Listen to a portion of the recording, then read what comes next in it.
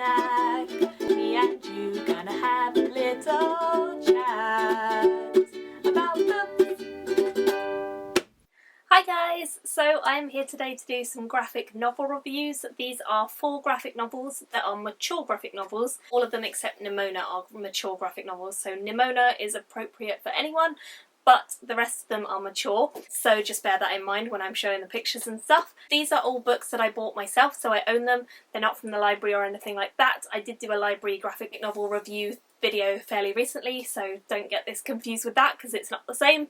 But these are all books that I picked up, and they're mostly the first one in the series. The first one that I'm going to talk about is Peter Panzerfaust, which is volume 1. This one is called The Great Escape, and it's by Curtis J. Weeb, who is the one who does Rat Queens, and Tyler Jenkins. And I was recommended this by Chelsea from The Reading Outlaw. I'll put a link to her channel down below. And she said that she really enjoyed this series and that it was a kind of war-based adaptation of Peter Pan, which really intrigued me, of course, because Peter Pan is a very mysterious and interesting story, and the fact that it had been modernised and updated and put in a wartime setting really interested me. I don't tend to read a lot of wartime setting stuff, but I wanted to give this a go, and so I picked this one up on her recommendation. I definitely have to say that I did enjoy it a lot. So let's talk a little bit more about what it's all about. The beginning of this focuses on the World War, and we are in France, and we are following a set of boys from an orphanage who have actually just had the orphanage blown up when we first meet them, and a lot of their friends have died, but these are the leftover boys who have escaped the bomb and they are still alive. And then along comes this character called Peter, who looks like this. There's Peter. He's a pretty handsome fella. He definitely is. He thinks a lot of himself. He's a little bit cocky, he's a little bit funny, but he comes along and he meets the boys and he basically rescues them and takes them with him, and they embark on all these crazy adventures to try and stay out of the war, but also have a lot of fun and camaraderie and just enjoy the time that they have together. So the artwork in this, as you guys can see from this lovely illustration, is fantastic. I really enjoyed the artwork. I had one small criticism, and that was that the faces didn't always look as nice as I would have liked them to be.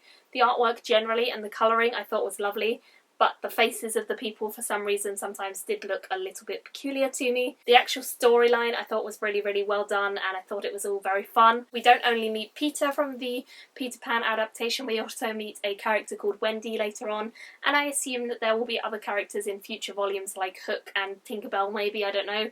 I'm assuming that they will come into it too, so I'm looking forward to that immensely. On the whole, I thought this was just really fun. It was very action-packed. The writing style was very easy to follow and I liked it. I also liked the fact that we had the inclusion of some French phrases and they were written in French, because that was really convincing me more of the setting of France.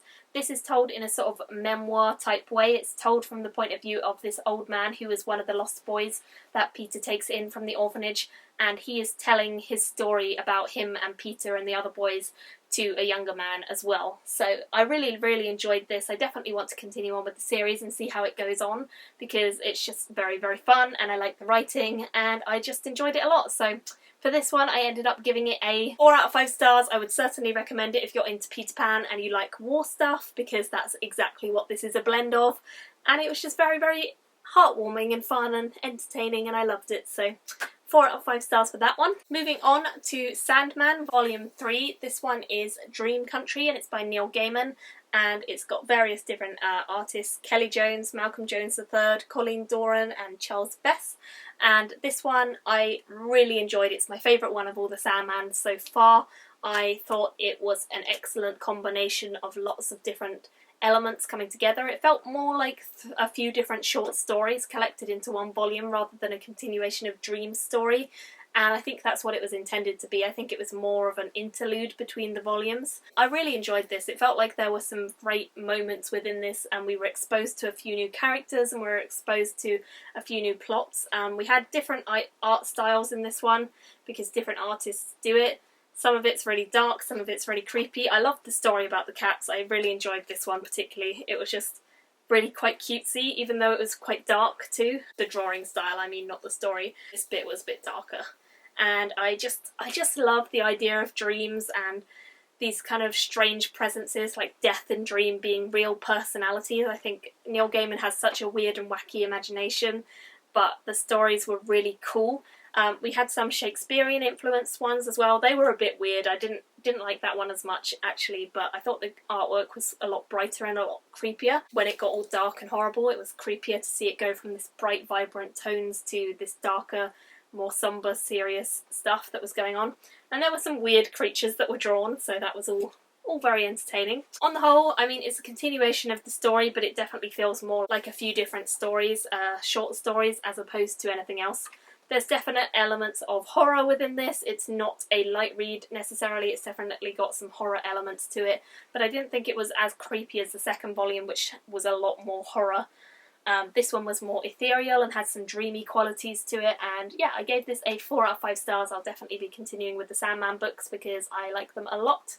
But yeah, that's just my thoughts on that one in particular. And now we are getting to the two which were my favourite out of this review. Nimona, which is by Noelle Stevenson. This I have been wanting for so long.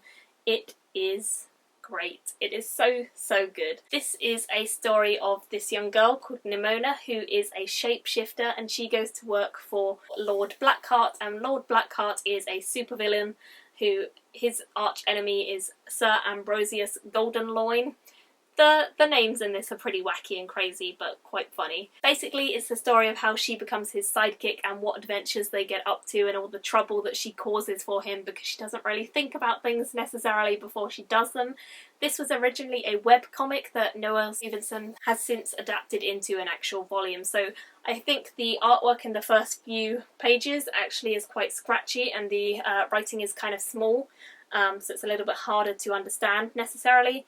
But as you get further through, the artwork becomes a lot better. I think she becomes better at writing the size of the boxes and writing the text, and just generally the colouring and the artwork improves a lot more the further through you get.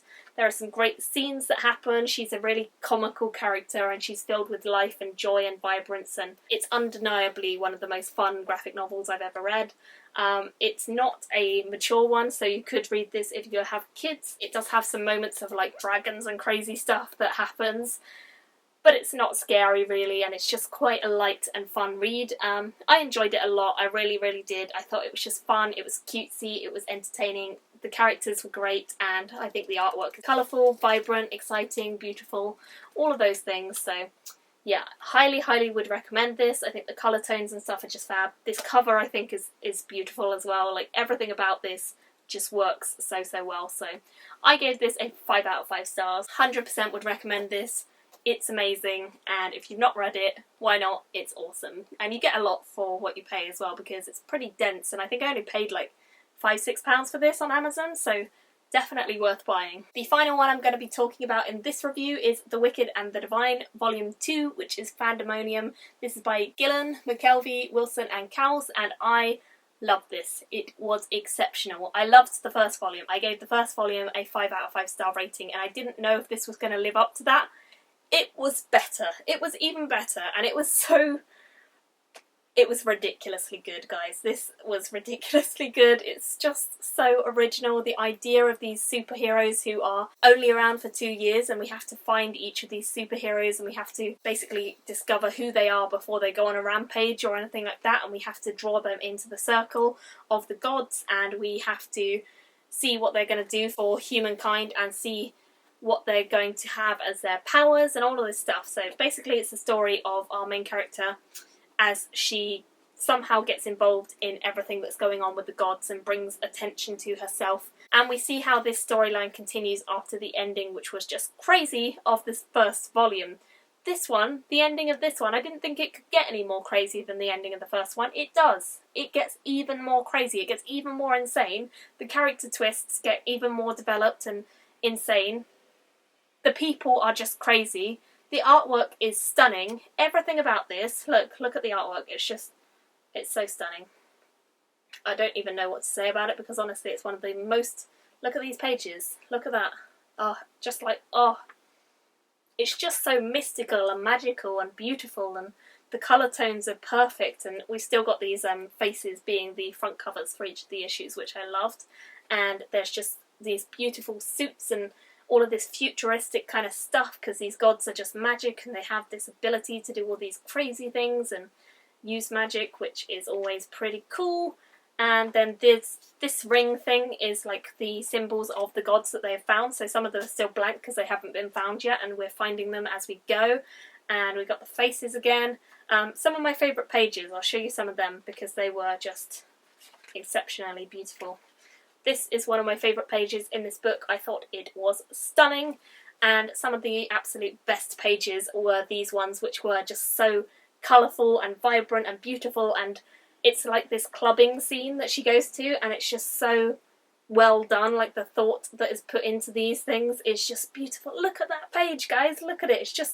It's crazy. They're all high on drugs and all sorts of craziness is going on, but you can tell that from the dramatic, vibrant, luminescent, neon. Oh, it's so good. It's so good, guys. So yeah, I love those pages. They were my favourites. In terms of the actual storyline, it was fab. It was even better than the first. I can't even begin to describe it to you because you haven't read the first one. Then I don't want to ruin that for you because it's just exceptional. And then this one was just even more exceptional, and I didn't even know what to do with myself afterwards. I was like screaming down the phone at Chelsea, and she was screaming back at me, and we were both like, oh my god, can you imagine? Oh my god, this happened and that happened, and oh my god, did you see this page, and blah. It was insane. It was insane. It's one of the most beautiful books I've ever read. One of the most beautiful graphic novels I've ever read.